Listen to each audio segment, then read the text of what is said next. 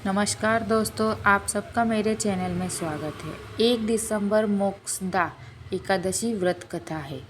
इसे गीता जयंती भी कहते हैं। आज हम इसके बारे में जानेंगे, इसके कुछ छोटे छोटे कण और ये क्यों मनाई जाती है, इसका महत्व क्या है, व्रत रखने से क्या होता है, तो ये सब के बारे में हम जानेंगे।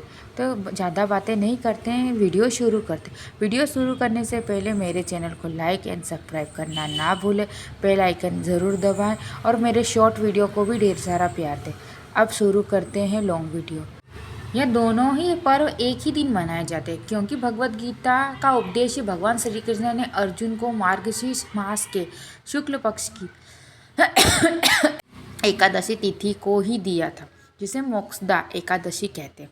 मोक्षदा एकादशी और गीता जयंती, यह पर्व 1 दिसंबर 2025 सोमवार को रखा जाएगा। इस दिन भगवान विष्णु की पूजा की जाती है और व्रत करने से मोक्ष की प्राप्ति होती है। इसी दिन गीता जयंती भी होती है। अब भगवत गीता का पाठ पूजन किया जाता है। मोक्षदा एकादशी और गीता जयंती की पूजा विधि। मोक्षदा एकादशी और गीता जयंती एक ही दिन मनाई जाती है, इसीलिए दोनों का पूजन एक साथ करना चाहिए। ये दोनों ही संक्षिप्त पूजा विधि दी गई है। मोक्षदा एकादशी पूजा विधि, यह व्रत भगवान विष्णु को समर्पित है, इसलिए पहले व्रत का संकल्प ले। एकादशी के दिन सुबह जल्दी उठकर स्नान करें, स्वच्छ वस्त्र पहने, उसके बाद हाथ में जल चावल थोड़ा मोक्षदा एकादशी व्रत का संकल्प ले। दूसरा है पूजा की तैयारी करें, घर के मंदिर में भगवान विष्णु की प्रतिमा या तस्वीर को स्थापित करें। तीसरा विष्णु की पूजा करें, भगवान को गंगा जल से स्नान कराएं, उन्हें पीले वस्त्र, पीले चंदन, हल्दी, अक्षत, रोली, मौसमी फलों से पूजा करें। तुलसी के पत्ते अवश्य चढ़ाएं। एकादशी को तुलसी नहीं तोड़नी चाहिए, एक दिन पहले ही तोड़कर रख लें। नैवेद्य में भगवान को पीली मिठाई, बेसन के लड्डू, केले का भोग लगा। भोग में तुलसी दल का होना जरूरी माना गया है। मंत्र जाप करें, पाठ करें। ओम नमो भगवते वासुदेवाय मंत्र का जाप करें। विष्णु सहस्त्र नाम का पाठ करें। व्रत कथा, मोक्षा एकादशी की कथा पढ़े या सुने। आरती, अंत में कपूर से भगवान विष्णु की आरती करें। फलहार करें, पूरे दिन निर्जला या फलहार व्रत करें। अगले दिन द्वादशी का शुभ मुहूर्त में ब्राह्मणों को भोजन करा के स्वयं ग्रहण करें।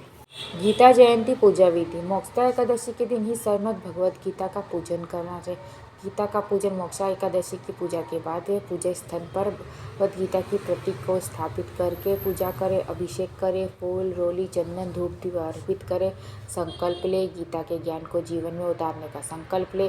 पाठ, इस दिन संपूर्ण श्रीमद् भगवत का पाठ करना अत्यंत शुभ माना जाता है। यदि संभव ना हो तो कम से कम 18वें अध्याय का पाठ अवश्य करें या गीता के किसी अध्याय का पाठ करें।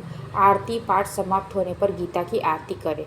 यह कथा महाभारत काल से संबंधित है। इसका वर्णन ब्रह्मण पुराण में मिलता है। धर्मराज युधिष्ठिर ने भगवान कृष्ण से इस एकादशी के महत्व के बारे में पूछा था, जिसके जवाब में कृष्ण ने यह कथा सुनाई थी। प्राचीन काल में चंपावती नामक एक सुंदर नगरी थी। इस नगरी का पर वेखन नामक एक अत्यंत परमात्मा राजा राज्य करते थे। राजा वखनेसर अपनी प्रजा के साथ सुखपूर्वक और धर्म के मार्ग पर चलते हुए जीवन व्यतीत कर रहे थे। वे अपनी प्रजा को पुत्रवत पालन करते थे। एक रात राजा वखनेस ने बहुत ही भयानक स्वप्न देखा। राजा ने स्वप्न और पूर्वजों का दुख। स्वप्न में उन्होंने देखा कि उनके पिता अत्यंत कष्ट हैं और एक बहुत ही दुखद अवस्था में नरक की यात्रा भोग रहे हैं। राजा के पिता बार बार पुकार रहे हैं, हे पुत्र, मुझे इस नर्क की यातना से मुक्त करा। इस पाप के कारण मेरी आत्मा को शांति नहीं मिल रही।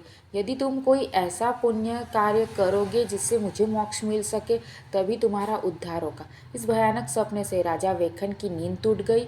वह बहुत ही विचलित हो गया और उसने राज्य का भी कोई सुख अच्छा नहीं लग रहा था। उन्होंने तुरंत अपने मंत्रियों और विद्वान ब्राह्मणों को बुलाया और उन्हें अपना स्वप्न सुनाया।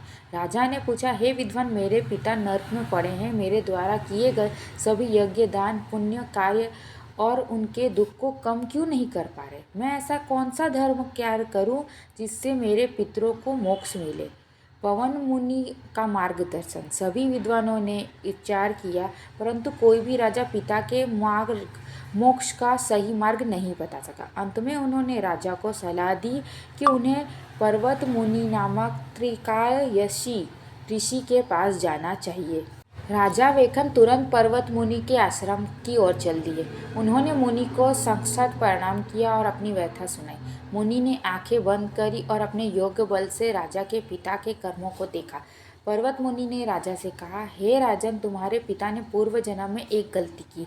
उन्होंने अपनी ही पत्नी के कहने पर एक महामारी से पीड़ित स्त्री को जबरदस्ती अपने बगीचे में फल तोड़ने को रोक दिया। इस पाप कर्म के कारण वह आज नरक की पीड़ा भोग रहे। मोक्षा एकादशी का उपदेश यह है कि पर्वत मुनि ने राजा को मुक्ति का एकमात्र उपाय बताया। हे मुनि बोले, हे राजन, मार्गशीर्ष माह के शुक्ल पक्ष में एक अत्यंत पुण्यदायक एकादशी आती है जिसे मोक्षदा एकादशी कहते हैं। यदि तुम पूरी श्रद्धा से विधि विधान से मोक्षा एकादशी का व्रत करोगे, इस व्रत के पुण्य को अपने पिता के नाम समर्पित करोगे तो तुम्हारे पिता को अवश्य ही नर्क की यातना से मुक्ति मिलेगी और उन्हें मोक्ष प्राप्त होगा। राजा वेक्षण ने मुनि के चरणों को प्रणाम किया और वापस अपनी नगरी लौट आए। व्रत का फल। जब मार्गशीर्ष माह की शुक्ल पक्ष की एकादशी आई तब राजा वत्सेन ने अपनी पत्नी, पुत्र और प्रजा सहित पूरे विधि विधान से मोक्षा एकादशी का व्रत किया। व्रत होने के बाद राजा ने मुनि के बताए अनुसार अपने इस व्रत को संपूर्ण पुण्य फल और दिग्वत पिता के मोक्ष के समर्पित कर दिया। जैसे ही राजा ने संकल्प के साथ पुण्य स्थापित किया, उसी क्षण उनके पिता को नर्क की यातना से मुक्ति मिल गई। राजा के पिता ने स्वर्ग लोक जाते हुए राजा को आशीर्वाद दिया और कहा, हे पुत्र, तुम्हारा कल्याण हो, तुम्हारे पुण्य ने मुझे इस घोर कष्ट से मुक्त करा दिया। इसी प्रकार मोक्षा एकादशी के प्रभाव से राजा के पिता को मोक्ष की प्राप्ति हुई और राजा वेक्षण को भी इस व्रत के कारण परम सुख की प्राप्ति। इसीलिए मोक्षा एकादशी मोक्ष प्रदान करने वाली, पितरों को समृद्धि देने वाली सबसे सर्वश्रेष्ठ एकादशियों में से एक मानी जाती है। गीता जयंती का महत्व। मोक्षा एकादशी के दिन गीता जयंती मनाई जाती है क्योंकि इस तिथि को कुरुक्षेत्र के युद्ध में मैदान में भगवान कृष्ण ने अर्जुन को अमर ज्ञान दिया जो भगवत गीता के रूप में जाना जाता है। पहला है ज्ञान का प्रगटन दिवस, मतलब जन्मदिन। गीता जयंती वह दिन है जब मानव सभ्यता को भगवान द्वारा स्वयं दिए गए सर्वोच्च ज्ञान की प्राप्ति हुई। पृष्ठभूमि। जब अर्जुन ने अपने सामने खड़े गुरुजन, रिश्तेदार, भाई बंधुओं को देखा और वह मोह और विश्वास से भर गए। उन्होंने युद्ध करने से मना कर दिया और शस्त्र टाल दिए। उपदेश। तब उनके सारथी और मित्रता भगवान श्री कृष्ण ने उन्हें कर्म, धर्म, आत्मा की अमरता, भक्ति, ज्ञान और योग्य का उपदेश दिया। यह उपदेश केवल अर्जुन के लिए नहीं बल्कि संपूर्ण मानव जाति के लिए था ताकि मनुष्य हर संकट में सही मार्ग चुन सके।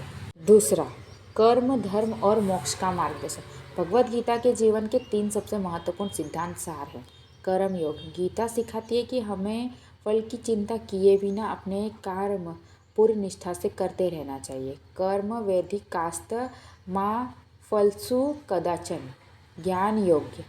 यह ज्ञान देता है कि शरीर नश्वर है पर आत्मा अमर है। सच्चा ज्ञान हमें जीवन मृत्यु के चक्र से मुक्ति दिलाता है। तीसरा, भक्ति योग्य। यह बताता है कि ज्ञान और कर्म के साथ भगवान के प्रति संपूर्ण ही मोक्ष का सबसे सरल सीधा मार्ग है। तीसरा, निराशा से मुक्ति का संदेश।